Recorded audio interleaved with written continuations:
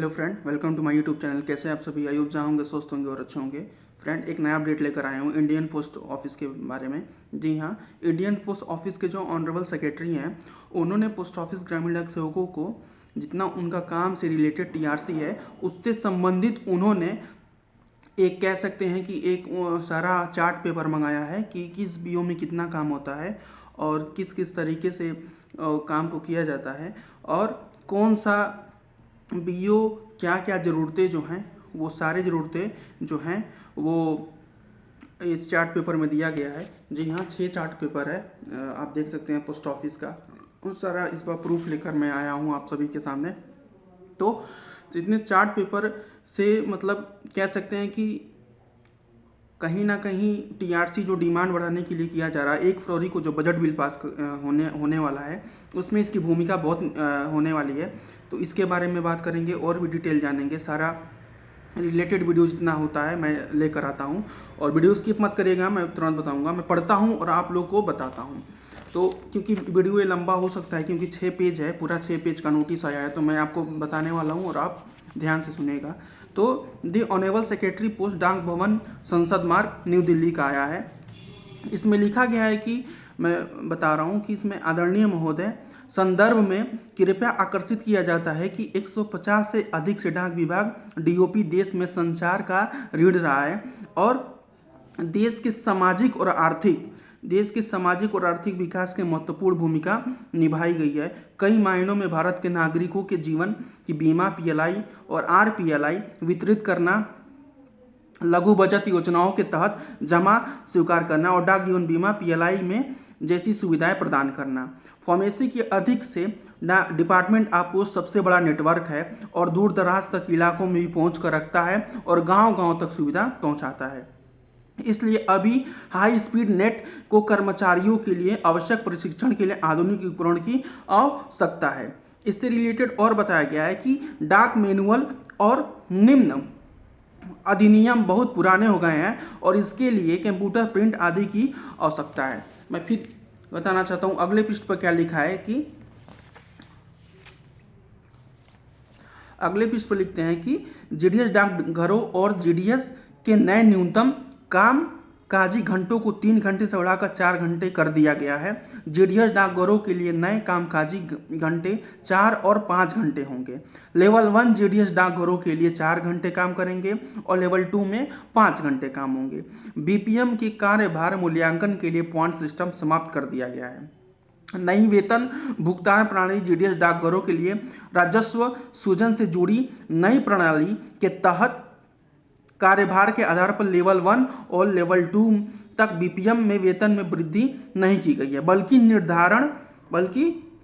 निर्धारण राजस्व मंडल की उपलब्धि के आधार पर इसे बढ़ाया दिया जाएगा और जो सामान्य क्षेत्रों में 100% तय किया जाएगा और विशेष के लिए 50% दिया जाएगा। कहने का मतलब ये है कि जितना अभी तक पोस्ट ऑफिस में ग्रामीण डाक सेवक जो जिस अकॉर्डिंग काम करते हैं, ये सारा ब्यौरा उनके पास जा रहा है। तो एक्चुअली आप लोग घबराइएगा मत कि इससे लेवल 1 लेवल 2 तो मिलता है, तो इसमें नया क्या है, ये उनको बताया जा रहा है कि इसके अधीन अभी कार्य जो है वो कर रहे हैं और आगे जब ये नोटिस जाएगा तो उसके मुताबिक फिर वो अपना डिसीजन सुनाएंगी। उसके बाद है कि यदि जीडीएस बीपीएम निर्धारित मानदंडों से अधिक राजस्व प्राप्त करने होंगे और तो उन्हें लेवल 2 वेतनमान पर 10% दर राजस्व लिंक्ड भत्ता का भुगतान दिया जाएगा। आगे है कि जीडीएस डाकघरों के लिए ए बी में वर्गित किया गया है। राजस्व सृजन मानदंडों के आधार पर जीडीएस डी श्रेणी, ए श्रेणी जीडीएस डाकघर 100% राजस्व हासिल करेगा। सीमित ने जीडीएस डाकघरों को प्रत्येक श्रेणी में कार्यों में एक समेट रखा है। जीडीएस में 6 अनुमोदित लेवल 2 श्रेणियों शामिल किया गया है और एक श्रेणी में ब्रांच पोस्ट मास्टर होंगी और जीडीएस के अन्य सभी 5 श्रेणियों में मल्टीटास्किंग श्रेणी में शामिल किया जाएगा। अब मेरी बात ध्यान से सुनिएगा, मल्टीटास्किंग का मतलब एमटीएस को भी शामिल किया जाएगा।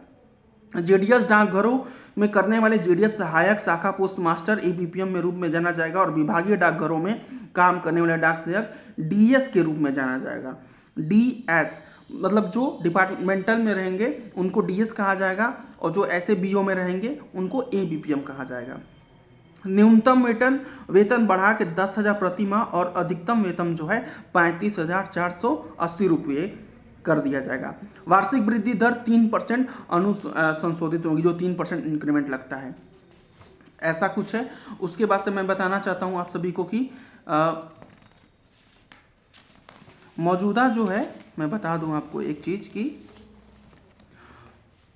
मौजूदा जो है भत्ते 1/1/2006 से जीडीएस के पोस्ट मास्टर और ब्रांच पोस्ट मास्टर के लिए 100 प्रति माह 25 रुपये अपरांत, जीडीएस सब पोस्ट मास्टर ब्रांच श्रेणियों में जैसे जीडीएस मेल डिलीवरी, स्टैम्प श्रेणियों में विकृत डिलीवरी को काम करने वाले मेल कैरियर के लिए 10 रुपये, और नौविक को जो है वो वास्तविक मूल्य। तो कहने का मतलब ये कि जो ये सारा चार्ट पेपर आप लोग देख रहे हैं, ये सारा एक्चुअली बताया जा रहा है कि ऐसे डिपार्टमेंट के लोग ऐसे अभी काम कर रहे हैं, और जो ग्रामीण डाक सेवक जो लेवल 1 में 3 घंटे या 4 घंटे का काम कर रहे हैं, तो ये सारा जो ब्यौरा है यह दिया जा रहा है ऑनरेबल सेक्रेटरी के द्वारा। और कहीं ना कहीं जो 1 फरवरी को पोस्ट ऑफिस बिल जो पास होने वाला है, उसमें इसका महत्व तो बहुत ज़्यादा होगा कहीं ना कहीं, और आपको देखने को यही मिलेगा कि आने वाले समय में जो है पोस्ट ऑफिस जो है उनको कहीं ना कुछ फ़ायदा ज़रूर होगा। और जितने ये रूल 12/24/36 का जो लाभ प्रदान किया जाएगा, उसके साथ साथ मैं फिर बोल रहा हूँ कि अगर टीआरसी से संबंधित पर भी विभाग और सरकार ध्यान दे, तो कहीं ना कहीं यह ग्रामीण डाक सेवकों के लिए एक बहुत बड़ा कामयाबी मिलेगी। और बहुत ज़्यादा जो 2,70,000 ग्रामीण डाक सेवक हैं, वो काफ़ी बहुत सालों से परेशान हैं, और उनको जो लाभ मिलना चाहिए था वो अभी फ़िलहाल कई वर्षों से उनको लाभ वो प्रदान सरकार और विभाग द्वारा नहीं मिल पा रहा है। हाँ, हम ये कह सकते हैं कि पहले से जो वर्कलोड है वो काफ़ी बढ़ गया है, और ये जितने 2,70,000 काम कर रहे हैं उनको इस बात से अच्छी तरह से अवगत है कि पहले पोस्ट ऑफिस क्या था, आज के डेट में पोस्ट ऑफिस क्या है। तो मायने बहुत बड़ी हो गई हैं। सरकार और विभाग को ये सोचना पड़ेगा। अब 4 घंटे का काम नहीं रहा पोस्ट ऑफिस में, 5 घंटे का काम नहीं रहा पोस्ट ऑफिस में। पोस्ट ऑफिस का वर्कलोड जो है वो डे बाय डे बढ़ रहा है, ग्रोथ हो रहा है। जितने भी स्कीमें आ रही हैं, पहले बैंकों में आती थी, अब सरकार ने भी पोस्ट ऑफिस पर ध्यान दे दिया है। और जो सारा सरकारी जितनी सरकारी स्कीमें हैं, चाहे वो सुकन्या समृद्धि योजना हो गई, या सीनियर सिटीजन हो गया, पीएलआई आरपीएलआई हो गया, डीएलसी हो गया, और आयुष्मान कार्ड हो गया, आधार कार्ड हो गया, जितनी ये स्कीमें हैं वो अब पोस्ट ऑफिस ही कर रही है। और आने वाले समय में पोस्ट ऑफिस का डिमांड बहुत हाई होने वाला है, और ये सब काम और कोई या भविष्य में और कोई नहीं करेगा, ये ग्रामीण डाक सेवक ही काम करेंगे, और कोई करने नहीं जाएगा।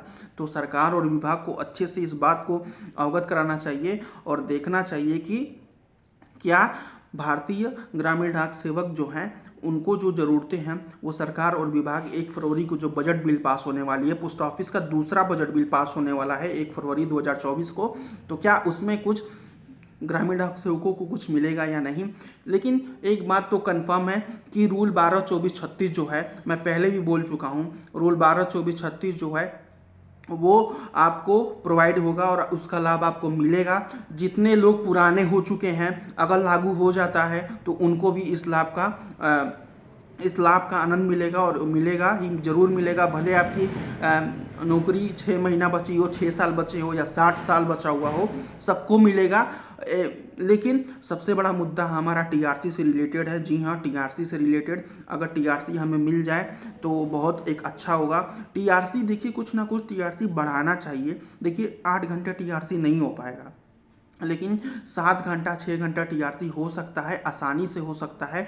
कमलेश चंद्र समिति की रिपोर्ट जब दी गई थी हड़ताल के दौरान, तो सरकार और विभाग ने इसको स्वीकार किया था, और उनकी जो रिपोर्ट थी उसकी सराहना की थी, और ये भी अवगत कराया था कि आप हड़ताल वापस ले लीजिए, और हम टीआरसी 7 घंटा, रूल 12/24/36, पेंशन की स्कीम और ग्रेजुएटी 5 लाख हम सारा देने के लिए तैयार है। लेकिन उसके बाद से पता ना क्या हुआ कि ना तो कुछ सरकार द्वारा नोटिस आया, ना विभाग द्वारा कुछ नोटिस आया। हुआ है कि जो स्ट्राइक चल रही थी वो बीच में लेना पड़ा, और हज़ारों बच्चे जो हैं वो टर्मिनेट हो गए।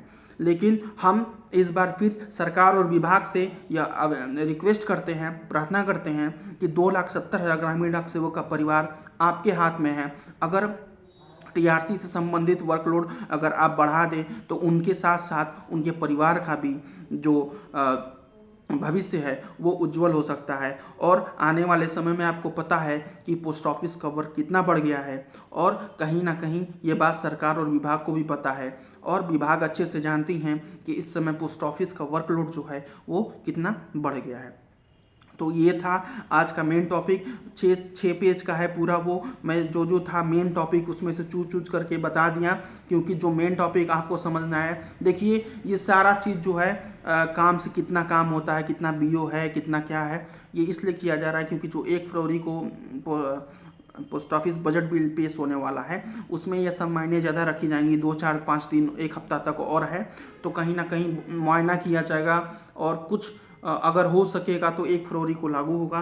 देखिए 1 फरवरी के बाद से अगर टीआरसी से रिलेटेड कुछ न्यूज़ नहीं आता है तो आप और हम ये मान लेंगे कि टीआरसी से संबंधित कोई भी न्यूज़ अब बढ़ने वाला नहीं है, और ना ही आगे इसका कुछ होगा, क्योंकि चुनाव के बाद से आने वाले 1, 2 साल, 3 साल फिर ऐसे ही रहेंगे। जब फिर चुनाव होगा तो इसका मुद्दा उठेगा और साथ में जितने भी हैं मतलब रिलेटेड टीआरसी होंगे तब इसे अवगत कराया जाएगा।